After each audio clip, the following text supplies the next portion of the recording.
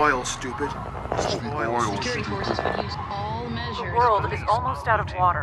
Water wars. We are killing for gasoline. Getting close to the terminal freakout point. Kill the world!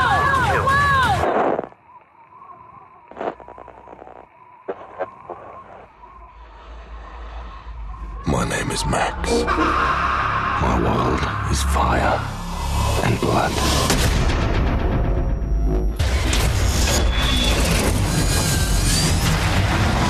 Want to get through this? What's your name?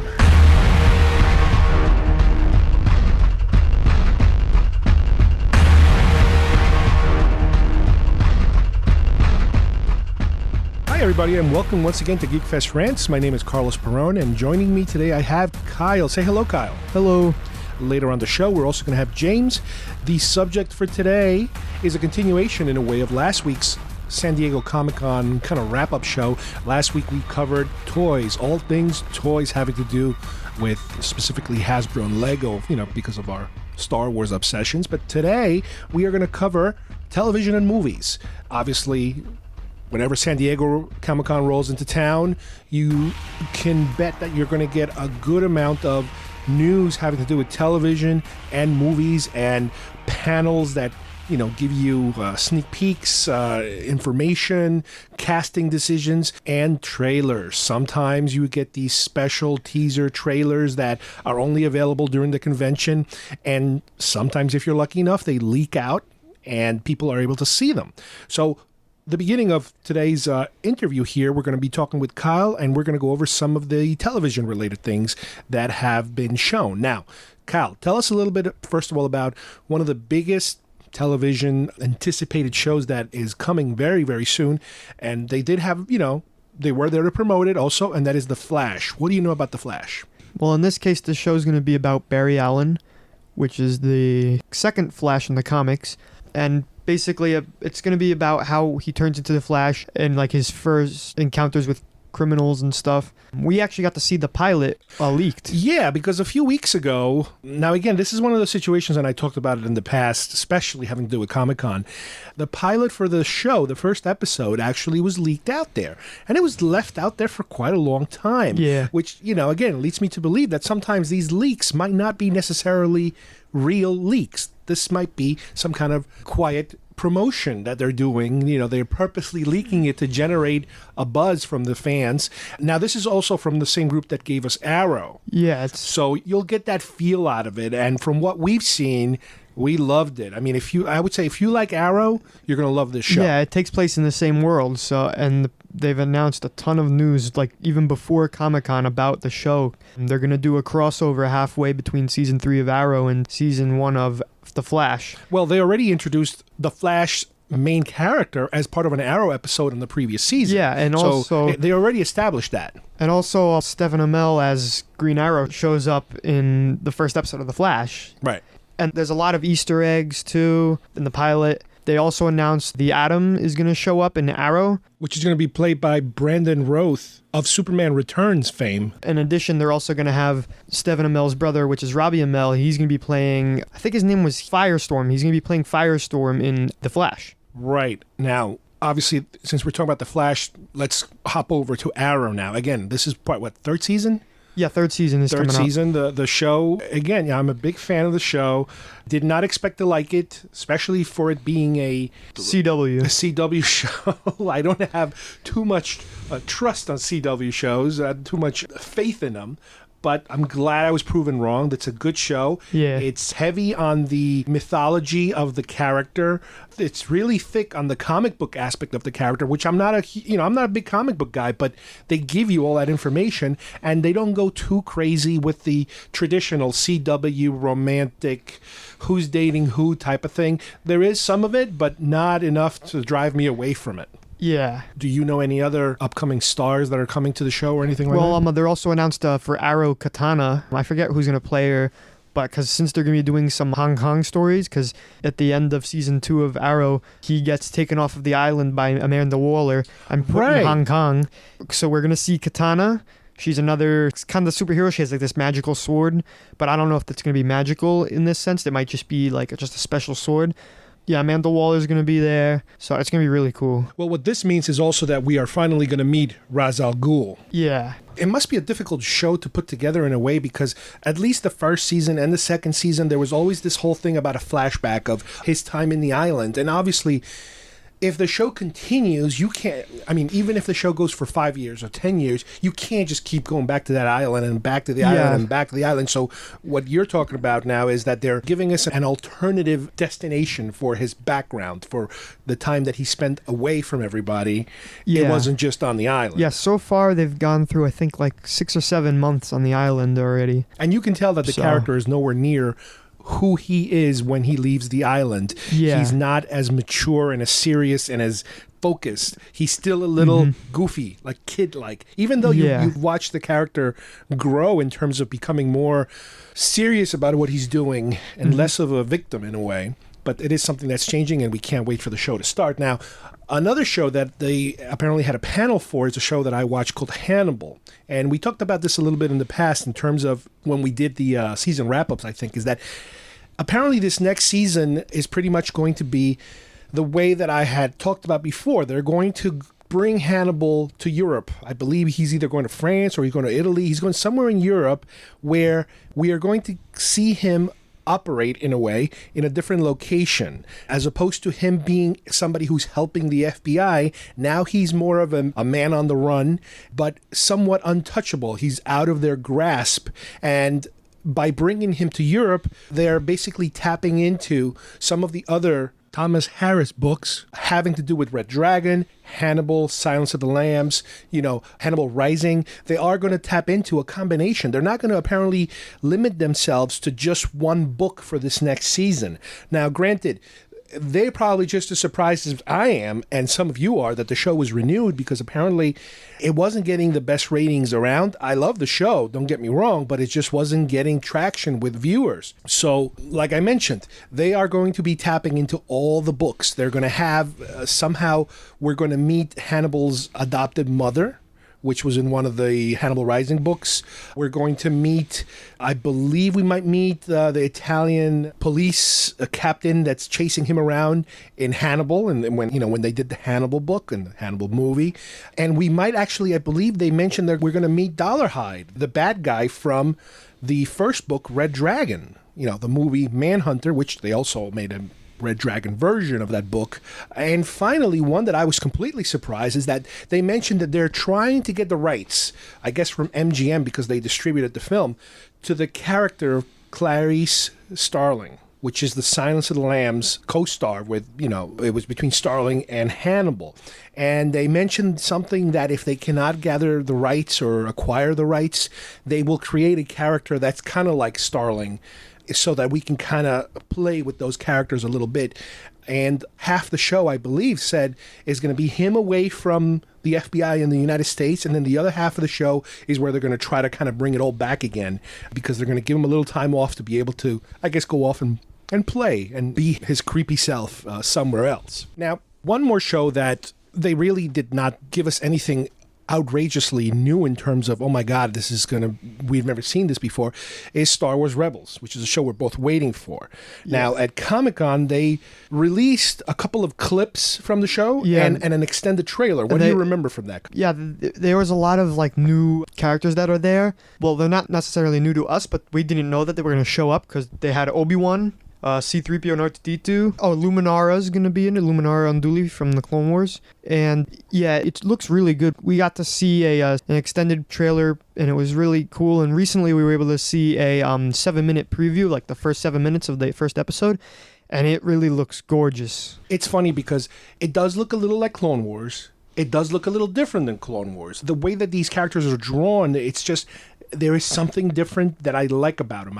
I kept mentioning before, I noticed right away, there's a certain shine to the Stormtrooper armor. There's a reflection in their eyes, in their masks, in their eye gear. The clones in the Clone Wars, they didn't really reflect very much. They did in the front of the helmet, but they didn't really shine. They didn't have a luster to it. Yeah. And it seemed a little weird watching them because this is, I think I mentioned on a previous episode, or maybe it was a conversation I was having. It's also a little weird how you feel about these characters because, you're watching Clone Wars and you feel bad whenever a clone dies or gets shot or something like that. And now you're watching stormtroopers, and it's kind of like you don't know how to feel because it's like, wait a minute, Yeah. Are these good guys? These were good. These used to be good guys. Now they're bad guys. So, are you supposed to feel bad or are you supposed to feel good? Yeah. It's a little weird right now, but there is definitely a good vibe, at least visually, as to what we've been seeing so far from these extended clips, extended trailers, and that sort of Yeah. thing. Well, the other biggie that I'm sure Kyle is basically frothing at the mouth, no pun intended, is The Walking Dead. Yeah. Finally, after a pretty long summer, I would say, while Comic-Con was taking place, they finally gave us a trailer. Now, can you describe a little bit of the trailer, Kyle? Well, the season starts right after the last season. It takes place right after it. When they're captured. Yeah, right when they're captured, and it's going to start at that exact same point. And that trailer really reflects kind of the vibe of what you're going to see right after doing it, because they're still in Terminus, but it seems like as if Rick's group and the Terminus people are going to team up to go try to cure the virus, because Eugene says he has a cure. Right. It appears like they make some kind of deal, but obviously Rick is not very happy about the deal. In my opinion, again, I have not read the comics past. I haven't gotten to Terminus on the comics, let's put it that way. The vibe that I get just from the trailer is that they're either blackmailing Rick or they're holding something against, over his head in order to agree to stop, I guess, the hostilities. But Rick is very unhappy about whatever deal it is they make. And Terminus is not even in the comics at all. Oh, wow. So the plot for the cure is there, but it's not Part of but Terminus? there's no Terminus at all in the comics. See, I didn't know that. That's why I purposely stay away from the comic, because I don't want to get spoiled.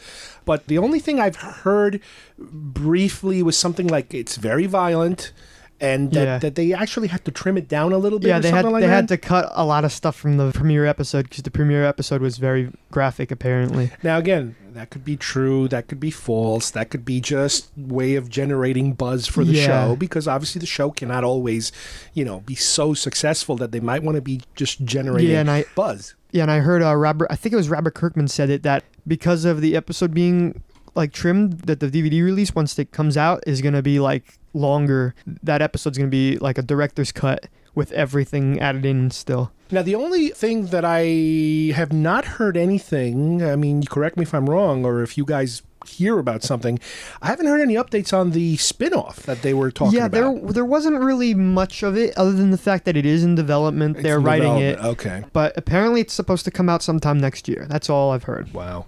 I guess they're not rushing too much to get that out on the air. Yeah. A couple of other shows that I want to talk about I don't have too much detail on them because they're shows that I watch. Kyle watches some of them. Kyle doesn't watch all of them.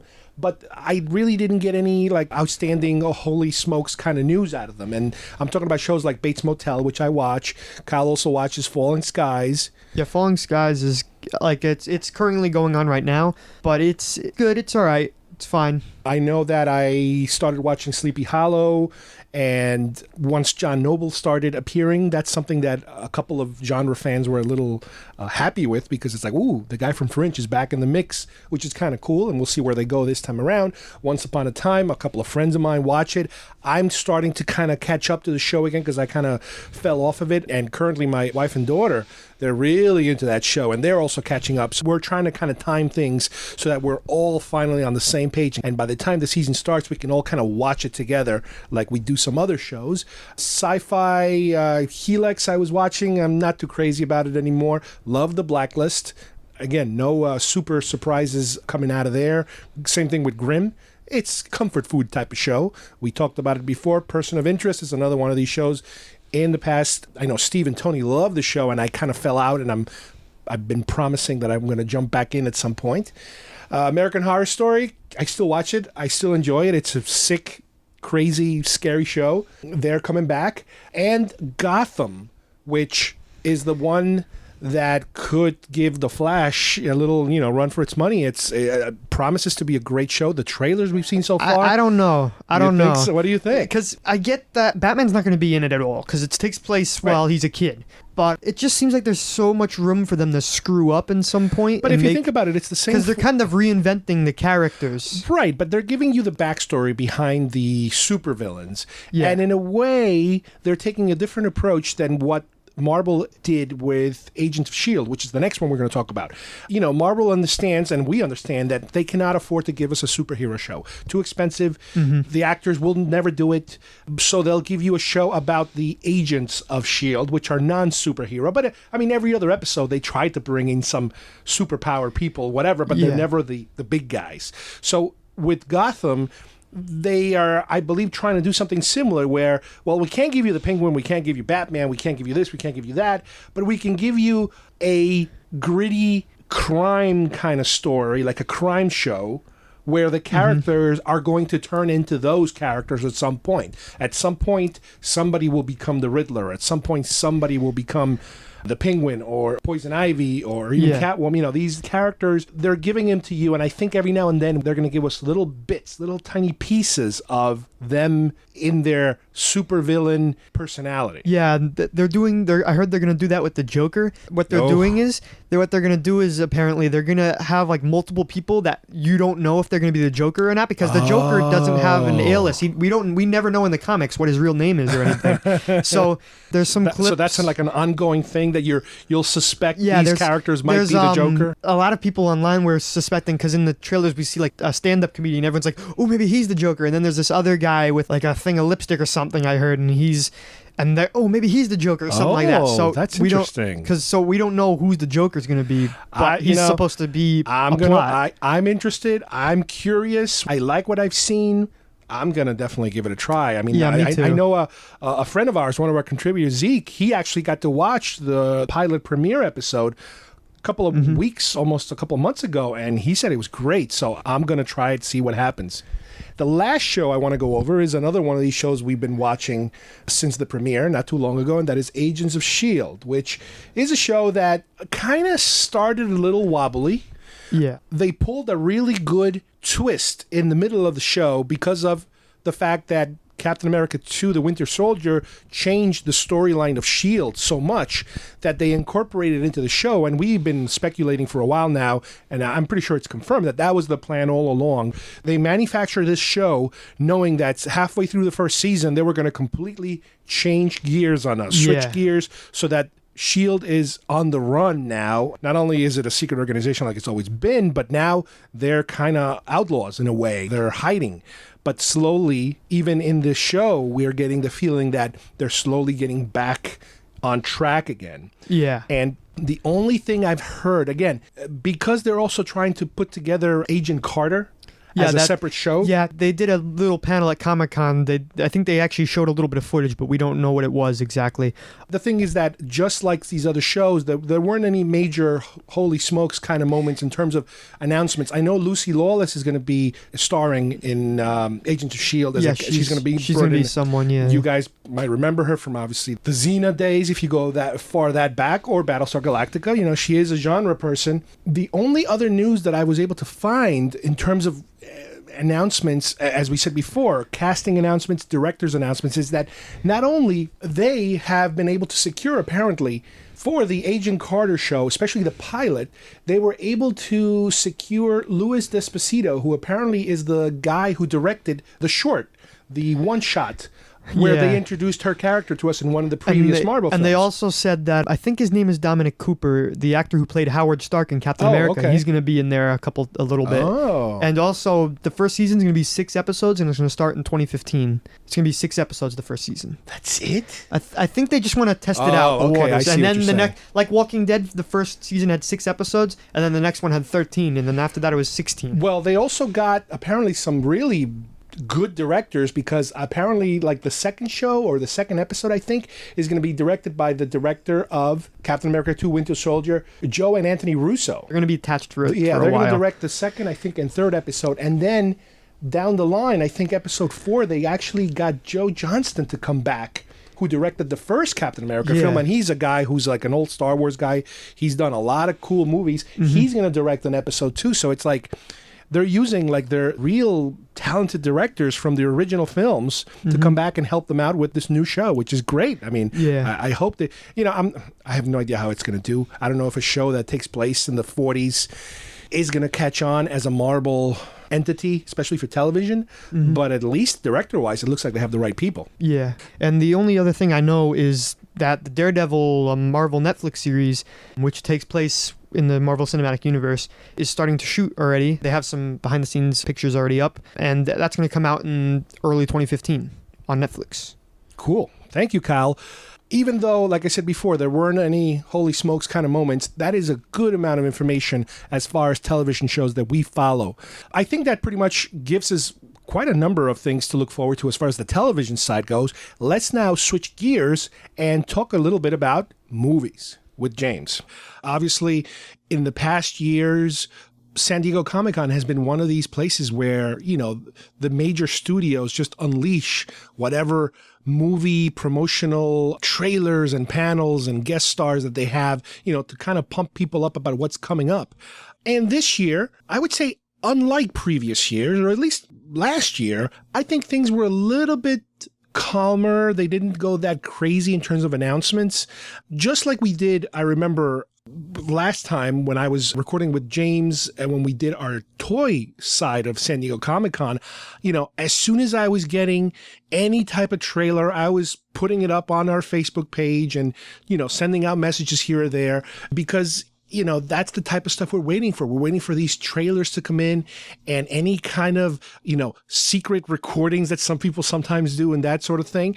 As much as this is Comic-Con, over the past easily 10 to 15 years, it's also Movie-Con and Toy-Con and everything else con that they can put in that geeks go crazy over. The sad part is sometimes they overwhelm us with film and television, and you forget about the comics. Luckily lately in the past few years, the films that have been number one and the ones that people are crazy about are based on comics, so they do tie in. But it's just sometimes you forget, what belongs where, and it's just a place for people to showcase, hey, come look at our new movie, whether it actually has anything to do with comics or sci-fi or stuff. This year was pretty much down to earth, and it was exactly what you'd want, comic, sci-fi, things like that. Other years, sometimes they just stick things that don't belong in Comic-Con in Comic-Con. Let's start off with something that, is kind of expected, and they finally gave us something. I'm talking about The Hobbit, Peter Jackson's The Hobbit, the third film of The Hobbit, which is the Battle of the Five Armies. Now, James, did you have a chance to catch it while they were streaming it down, or you saw it a few days later? I saw it probably later that night after it appeared. And I like what I see. That is about as top shelf as you can get in terms of filmmaking, or let's call it movie making. I'm not even sure if it's on film anymore. There's no chance that it's not going to look good. You might not love the pacing. You might not love the story. You might not even love everybody who's in it. But The Hobbit and Peter Jackson, it's kind of like they're not going to let you down in terms of spectacle. So I knew I would like to see that. I like what I've been seeing with The Hobbit. I don't love the whole Smaug stuff. Obviously, it's got to be what it's got to be, but there's so much exposition that by the time you get to him in the second movie, it's like, oh, all right, let me go already. I got someplace to be. But this next movie should be like a big payoff. Granted, making The Hobbit into 3 major motion pictures was tough because it really wasn't that type of movie. You know what I mean? Like the Lord of the Rings series lent itself to be 3 epic, and now they probably would have made it 6 movies had they been able to go back and do it again. But I definitely think there'll be a huge payoff, and fans will be very happy by the end. And they're going to want more. I don't know what more they could get them, but they're going to beg Peter Jackson to dig up something or put something together, the Similarion or something.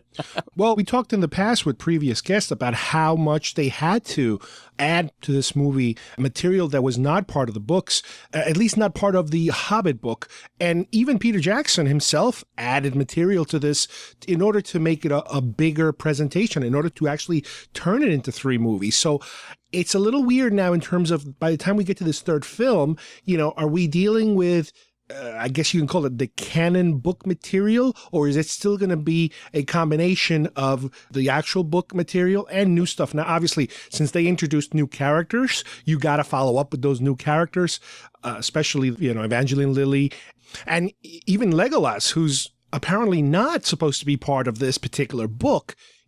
You have to kind of follow along and say, all right, where are they going with these characters? Obviously, he's not going to die because he makes it to the next trilogy, but those are characters that they've added on, so they have to kind of let us know what the heck is the deal with them.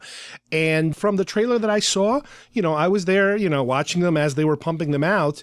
It's interesting. It looks good. To me, it looks just like the other ones. In other words, it doesn't blow me away, but it's kind of yes, it's more of the other stuff, and I like it, and I just, okay, I'll wait.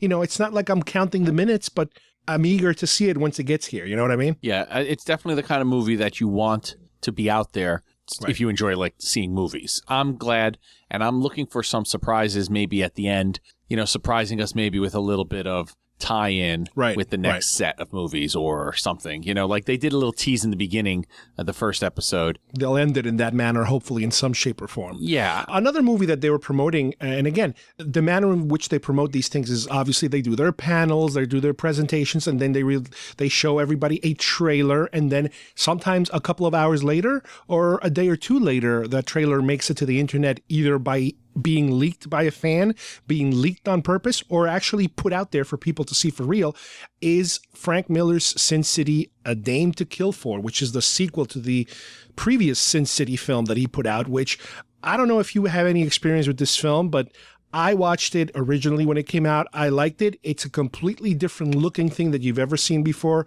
I don't think there's much in terms of matching the visual stylings of this type of film where they try to basically replicate a comic book frame by frame, shot by shot, and it looks like a living comic book. It's bizarre how they do it, and it's funny that it has not caught on that big. I mean, there are movies like, for example, 300 that kind of sort of uses something like this, even though it's all color, but they do use these representations, which again happens to be another Frank Miller ticket, but they do these things where they look so much like a comic book. It's amazing. And again, this is a sequel. I know that there's a lot of characters that we've seen in the previous film that I was under the impression had died on the previous film.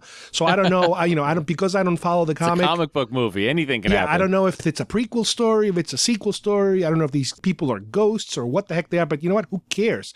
This is definitely the type of movie that visually, if you're into visuals and art direction and that sort of thing, you're not going to be disappointed because you are going to see something that you probably haven't seen before unless you watch the previous film. Yeah, I think this is going to be another one. Big payoff on looks and quality of how the movie is made. Now, whether the story is as compelling, I liked the first one a lot. I thought the story was compelling. I thought the characters they represented and the actors they hired for those characters, everything I thought was a big payoff. Yeah. Now, hopefully this story, I don't know. I've never followed it up. I don't know if there's a line of comics. I don't really follow it that closely. But I like what I see, and I'm not going to be disappointed sitting in a theater. Again, it's a kind of presentation you want to see if you like movies. It's not just the same blah, oh yeah, we made there's a movie, go watch it.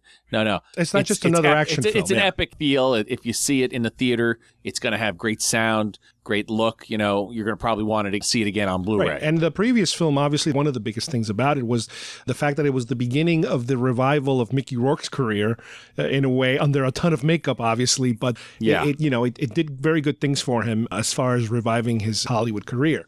Another film that they also gave us another official trailer, because previously they had given us these little tiny teasers, is the next Hunger Games films, Mockingjay Part 1. They actually gave us, they're calling it a teaser trailer because it's not just a quickie little one, but it's a little bit expanded and you actually see the main characters and you actually see scenes and that sort of thing. So that was kind of cool that they were showing us that, and that they're actually starting to promote it a little heavier than just like viral videos and that sort of thing. Well, I'd like to just remind you before I give my answer that I am not a 12-year-old girl. And probably that's who the books were aimed for originally. But I loved the movies. I read the books. I couldn't wait. I have to admit, I couldn't wait earlier this year. And I broke out my 3-pack of the books, Wow. and I read the final book Oh, in the you series. ruined it already for yourself. And I already do feel like I ruined it because No spoilers, please. No spoilers. no spoilers. There's a spoiler-free zone here. I was a little disappointed in the conclusion. Not that it was bad, just, in your mind you have ideas where it's going to go, and it's going to go get crazy maybe or something like that. And, it was a good ending in general. I think because they're breaking it up into 2 books, they're going to embellish some stuff, and I think that will save the story part of Right. it. But I love The Hunger Games. I love the second one, Catching Fire. I think Jennifer Lawrence is fantastic in this role. Probably people who read the book first didn't think she would be as good as she is. I think she's an even better Katniss than the Katniss portrayed in the books. Wow. So just the whole look and the style. This one kind of, I know it seems weird, but it kind of has a Logan's Run feel, the Logan's Run TV show feel to it at like a crazy big budget. It's kind of like after the war kind of stuff, and now, the districts are all kind of in play in terms of possible rebellion and things like that against the Capitol. So I've got a good feeling about this one. I'm also, again, it's another one I'm looking for. I'm not like going crazy in terms of, I can't wait to stand in line for it. But You're I much definitely too old for these books. I definitely want to see it. But let me tell you something, and I know you're probably not going to like this, but I would say to people that can kind of dismiss this film in terms of, it's just another one of these teenage girl books. Like, there's a million of them now. Some of them the books are successful. The movies, they completely tank, like Divergent or The Host. And I would even throw Twilight, because Twilight was one of the first ones that transitioned from novel, to movie that was very successful. But I would never put these 2 in the same category in terms of, I'm not a fan of Twilight whatsoever. And even though these are kind of similar in terms of their audience, I would say this is completely in a different realm in terms of action and, just the type of story they're telling. It's less, romantic teenage angst. I mean, it does have a subtle love story going on there and almost a 3-way, relationship happening. But to me, it's more action sci-fi. And that's, I think, what attracts me to this particular story more than something like a Twilight saga. Yeah. Let's jump to something huge that they're pumping out the hell out of, and that is the Batman versus Superman, if they stick with the versus logo. And it's also called Dawn of Justice. So it's Batman versus Superman, Dawn of Justice. And before San Diego, we've been getting little snippets, little pictures of, this is Batman's cowl, and this is the Batmobile from the side. And here's a picture of the Superman with his costume on and whatever. And it's like, they actually played apparently a teaser, if you will. And the teaser leaked. Again, when these things leak, I'm always concerned about, is it a real leak or a fake leak? Whatever. I have a feeling this was a contrived leak. Now, did you have a chance to see the leaked teaser? Yes, so let me take it step by step. I hate the title. Batman versus Superman is good enough. This whole Dawn of Justice thing is their way of little tie-in because they're hoping to build a franchise of Justice League. Yeah. In addition to the Superman and Batman that they're probably going to work on. Now, when I heard the plan for Ben Affleck to be the new Batman, I was instantly disappointed that was who they chose. Then I realized, upon reading more of things that they put out, that they wanted to go more with the Dark Knight and the Dark Knight Returns type of stuff. Again, going back to Frank Miller. Exactly. This Frank Miller, he's all over the place this year. He's very talented. People underestimate him, maybe. I don't think anybody actually underestimates him. He's that good. But I think this is a good omen now because I've seen the initial picture showing him. Then I saw another, I guess they teased the car. They teased him near the car. It has a look about it that is dark and angry. And I kind of like the new Superman. I like him. So I have no problem with the 2 of them actually interacting. And that's what you get. You get a slight interaction. You get Batman and then a bat signal of sorts, and then Superman appearing. Right, it's all like in the rain and stuff, so it's very moody. Yeah. Now, granted, keep in mind that we're watching something that is somebody probably shooting it with a telephone or something. It's really I always go back and say the Batman animated show is the greatest version of Batman that's been put out. And We've talked about it. I can go over it again and again. I'll do more shows. As many shows as you want, I'll talk about how much that impressed me still to this day. It seems like they take an element of that in the Batman. His eyes are white. And the animated Batman had that white eyes. Now, granted, that's not really good for a Batman to be wandering around in the dark night, having these bright white eyes. But that might be just a little tease. And even if it is, it's a way to distinguish him versus the way all the other Batman presentations have been, with his eyes, actually seeing his eyes, not covered. My guess is you're going to see his eyes at some point, because that's what acting is. Face, eyes. You can't have a guy in a mask with nothing and then say, "Hey, act." You might as well have a robot. And this is something they might have just done for at least for the teaser. This is just a little throwaway that I'm throwing out there. But then you see Superman and his eyes are red. Right. My impression is that now these two are going to face off. Superman's preparing for battle with his eye. Like whatever, something big is going to happen if we look at it just at that little piece of film. And I think it's going to be good. Now, I hope they don't try to throw too many little things in. We call them Easter eggs, but now they're starting to become, they're not even Easter eggs. And Easter eggs used to be a nice little thing that you throw in and say, oh, the real fans or the people watching really intensely 10 times are going to pick up that element or that from the comic or that from the old days, whatever it is. So I just hope they don't throw too much stuff into trying to launch this Justice League. And there's going to be oh, look at that guy. He's running fast in the background. Oh, that must be the Flash. We'll see him next movie, or something like that. I don't want crap. And I don't think we're going to get crap. I think this is a real, honest to God, experiment to try to give us a quality Justice League eventually. Well, the other thing that they announced, or at least that they showed everybody associated with this film, was the picture of who's going to be playing Wonder Woman in the film, which up to this moment, I wasn't sure if they were going to do it or not. Well, I love it already. An actress named Gal Gadot. Yeah, well, anyway, let's just say right off the bat, she's beautiful. She's fantastic. She's in the Fast and Furious movies. Ah. She is just fantastic. And I love the costume. I think it's exactly what they needed to do, not the stupid 70s, big boobs and stuff like that. Nobody I know doesn't like big boobs, but I don't think we needed that type of Linda Carter costume. Yeah, she looks almost like she's wearing slight armor, not full-blown armor, but it looks like she's not just wearing, tights, the typical superhero female comic book kind of dress. No, she looks like she's wearing warrior clothing or something, But, we'll see. We'll see how they go with it. Now, yeah, Warner Brothers, like I said, this film is a big thing for them. So, as a matter of fact, recently there was this thing going on. This isn't associated with San Diego, but it has to do with this film because this film was supposed to come out the same date as Captain America 3. And apparently they changed the date. Warner Brothers apparently blinked. And they changed the date. This is smarter. If you looked at when the date is, it's coming out at the end of March. The last movie that turned huge that came out at the end of the March was The Hunger Games. And I think now the year is long and people have money all year that they want to spend on entertainment. So to jam all these movies in between, say, the beginning of May and usually the middle of July, because it used to be anything that comes out in August was, it's a summer type movie, but we don't have any confidence in it, so we're throwing it into the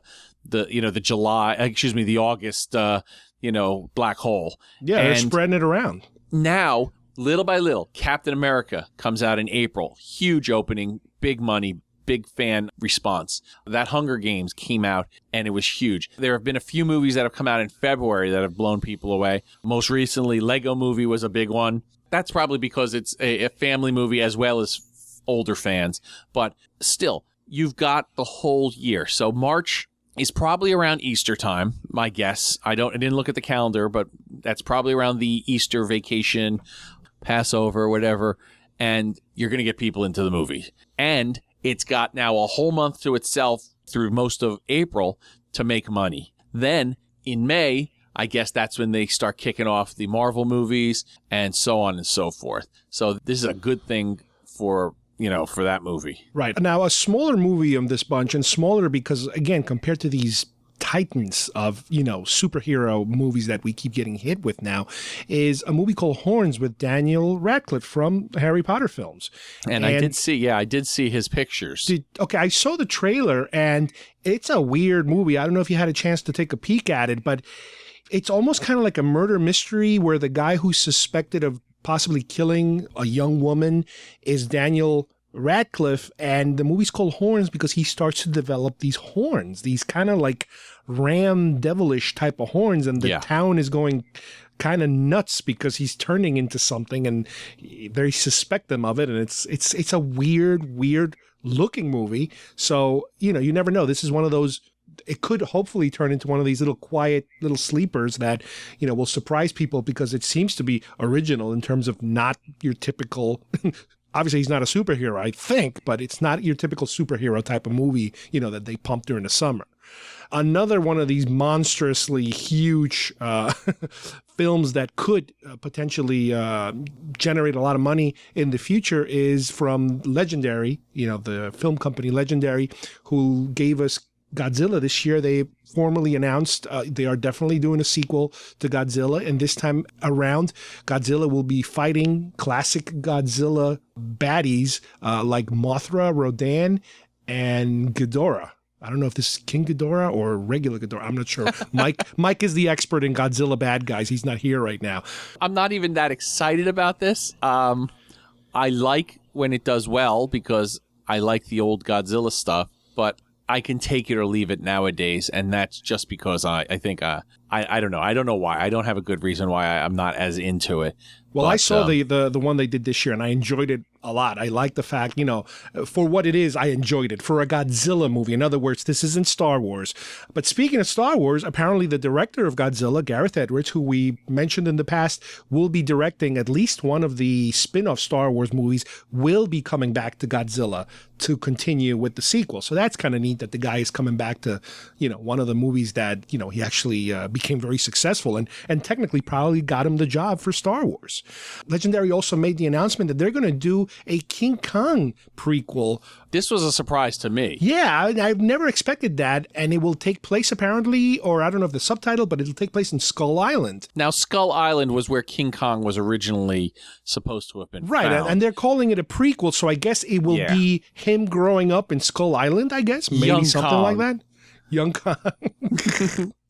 Something like that. Who the heck knows? Yeah. Now, let's not forget Marvel, because Marvel, of course, they had their own panel, but they didn't announce anything spectacular in terms of, we've been hearing about future films and stuff like that. Yeah, I think they build most of the, they let most of the cats out of the bag in terms of what's coming, the near future. There's a sequel to Guardians was already announced before right, the they gave Guardians. us, that was the only thing that we didn't know at the time. I mean, we knew there was going to be a sequel, but they actually gave us a date.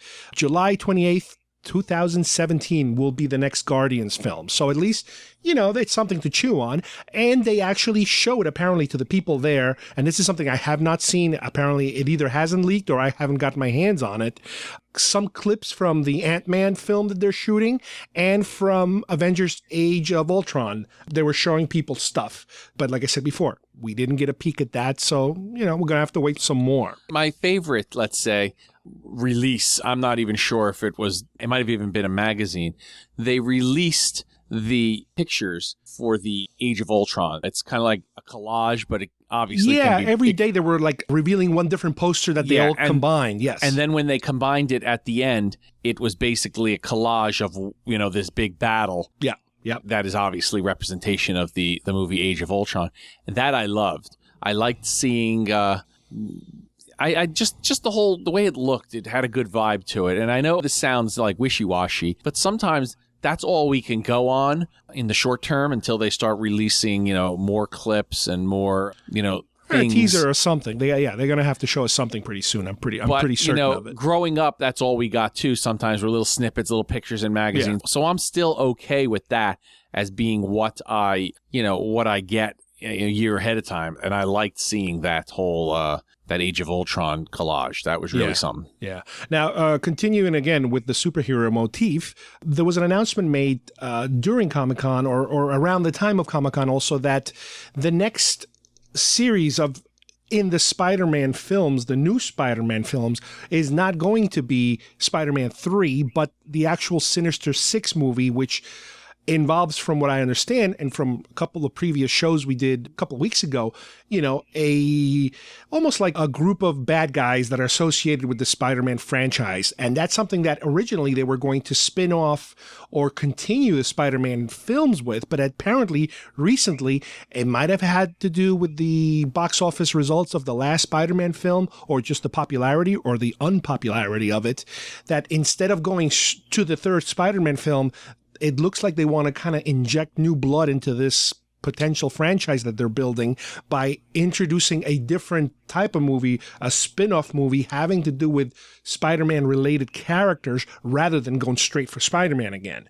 And that's something that they announced, again, during the last couple of days of Comic-Con, that they were going to go on with the Sinister Six film in 2016 instead of Spider-Man 3. Would you like my comment? Yeah, go ahead. Ah. Granted, if you don't like the Spider-Man films that they just put out, this is nothing. This is just, who cares?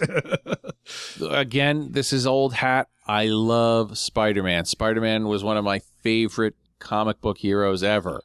I read every iteration of it, Spectacular Spider-Man, Amazing Spider-Man, Spider-Man Team Up, blah, blah, blah. Spider-Man and His Amazing Friends, that crap in the 80s. I watched the Spider-Man, the whole thing. I could do anything Spider-Man. You put it out, I'm watching it.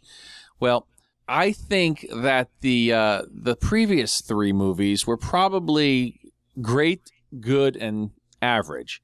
Now this set, I just feel like there's nothing inspired here. I don't know where, you've got this thing that's going to put people in the seat no matter what you do, as long as it's half decent. Well, they even had trouble doing that this time, because I went to a special screening for Marvel Friends and Family, and you couldn't get a crowd that was more into it and more excited about whatever they put on the screen. And you could just tell the energy was gone after the first maybe 35 minutes. And then it would just seem like, oh, we got more. I know where this is going. We got to still sit here. And it's a letdown. It's just so disappointed that that's the best they can do. And look, I know it's hard to make these movies. They're not just sitting there wasting time. They're putting a lot of effort in, and they want it to be successful too.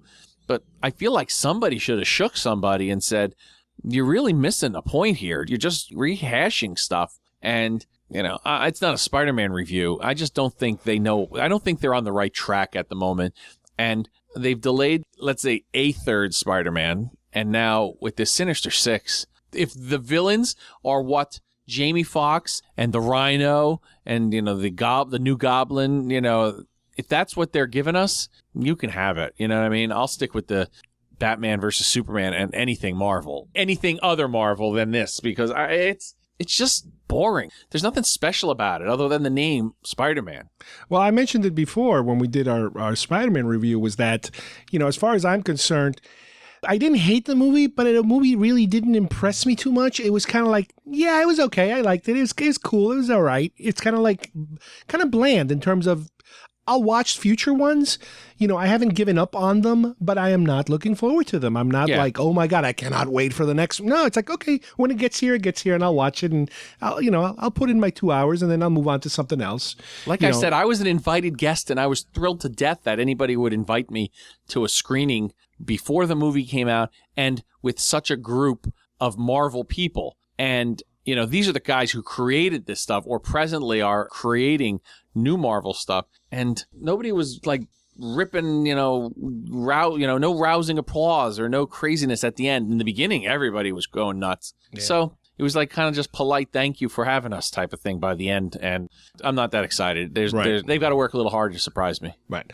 Well, moving away from the superhero subject matter, we have two final films that we're going to go over. First one is Interstellar. Christopher Nolan, director of the Batman films and Inception and a whole bunch of other films, apparently made an appearance and a presentation where he showed up, I think, with Matthew McConaughey, who's one of the stars of this new film that he's putting together.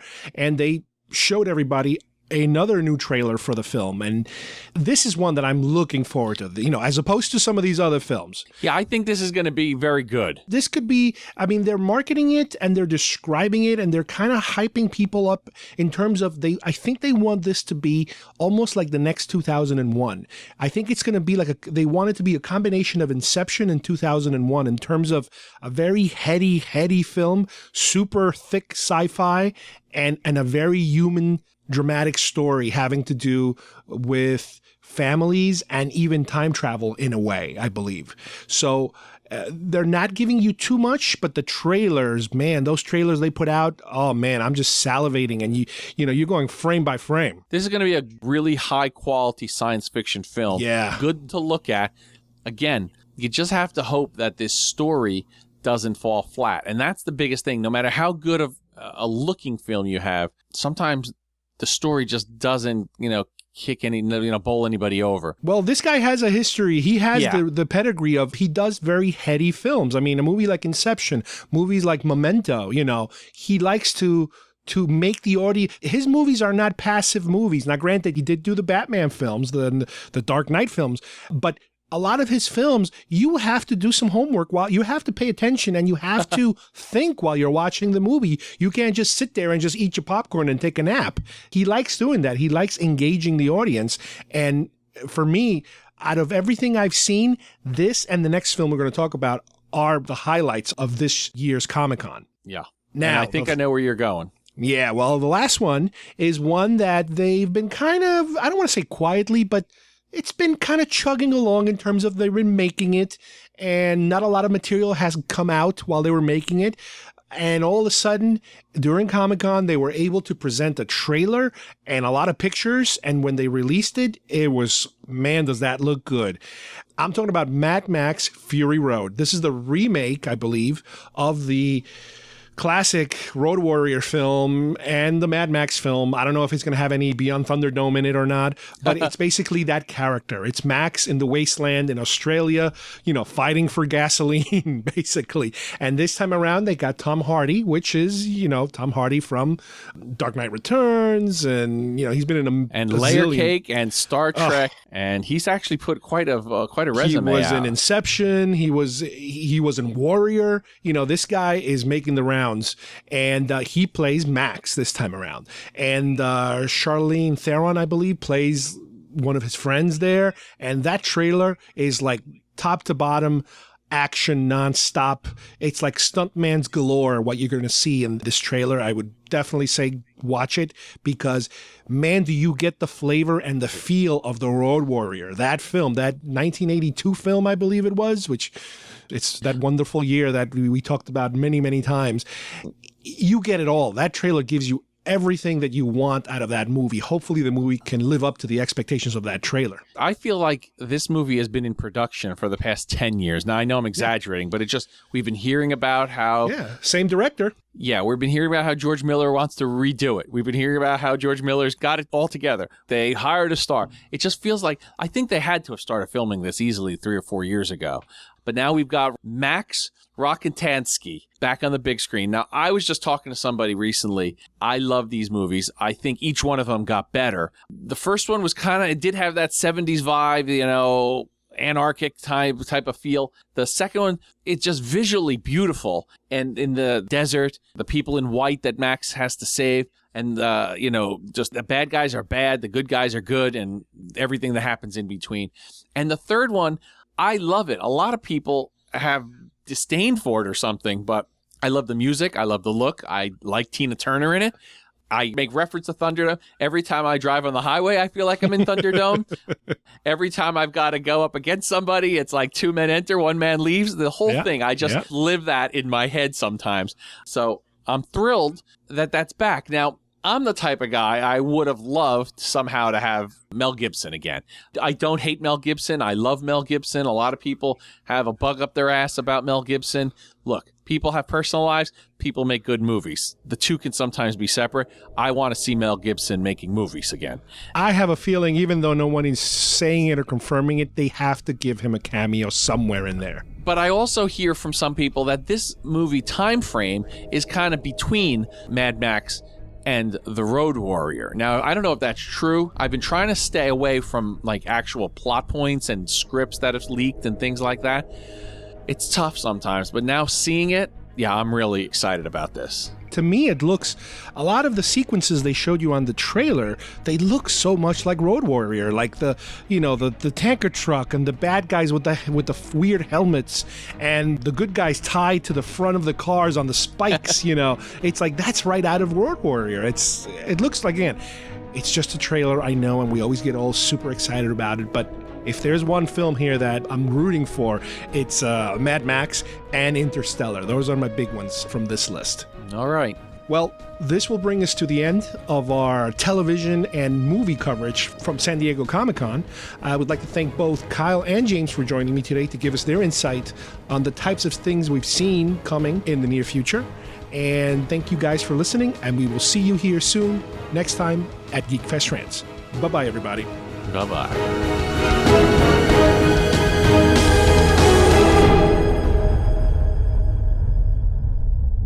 A man cannot live by two names. I mean, what does that mean? In your case, I believe it means not having any choice. 2 years ago, the people of Starling City thought I was dead, and I came back. Did you ever think that we'd end up as business partners?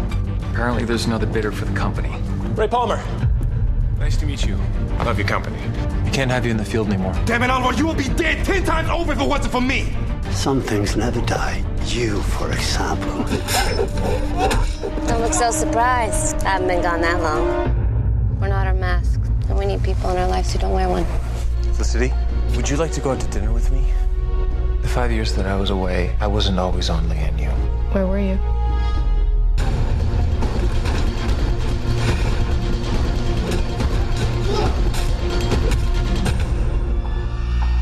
You should know that I will never stop trying to escape. And you should know that it's extremely easy to kill someone the world already thinks is dead.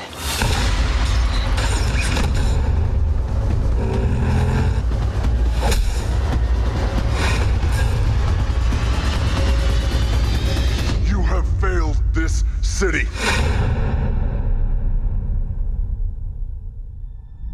I found myself in a place called Nanda Parbat. I met a man there. Raz Al Ghul. How do you know that name? Ra's al Ghul has ordered your return. You told Raz I'm still alive? He was so grateful to hear it, because he so very much wants to kill you himself. If half of the stories that I have heard about Ra's al Ghul are true, we will all pay.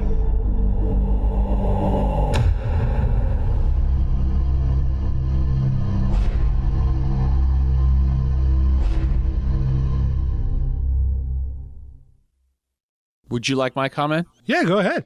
I am not a 12-year-old girl.